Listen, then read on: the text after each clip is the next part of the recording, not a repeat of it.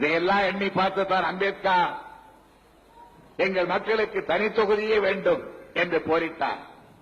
எங்கள் மக்கள் எல்லாம் இந்து மதத்தை விட்டு புத்த மதத்திலே சேர்ந்தாலும் பரவாயில்லை என்று சொன்னார். அவரே கூட புத்த மதத்திலே சேர்ந்து காட்டினார். என்ன காரணம்?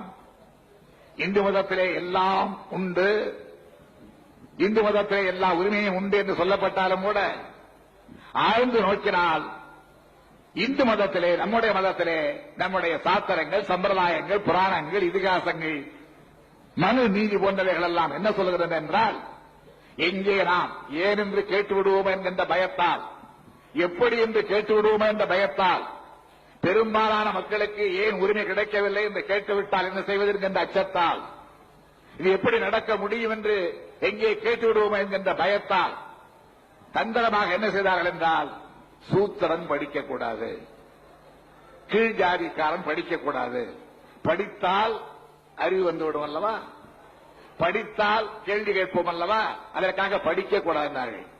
சும்மா படிக்கக்கூடாது என்றால் கேட்போமா, அதற்காக படித்தால் பாவம் என்றார்கள். வெறும் பாவம் என்றால் பயப்பட மாட்டோம் அல்லவா, படித்தால் நரகத்துக்கு போவாய் என்றார்கள்.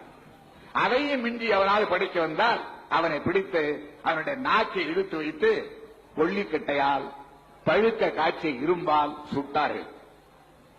செய்தியாக மாத்திரம் அல்ல, இன்றைக்கு கூட நீங்கள் மனுதர்ம சாஸ்திரத்தை எடுத்து பிரித்து படித்து பார்த்தால் அதில் என்ன எழுதியிருக்கிறது என்றால், சூத்திரன் ஒருவன் படித்தால் அவன் நாக்கை இழுத்து வைத்து பழுக்க காய்ச்சி இரும்பால் சுட்டு பொசுக்க வேண்டும் என்று எழுதப்பட்ட மனுதர்ம சாஸ்திரம் இன்றைக்கும் கொளுத்தப்படாமல் தான் லைப்ரரியிலே இருக்கிறது என்பதை நீங்கள் மறந்துவிடக் கூடாது.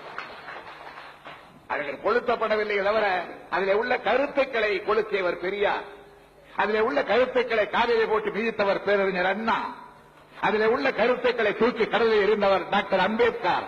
இவர்களை எல்லாம் நீங்கள் மறந்துவிட முடியாது. எனவேதான்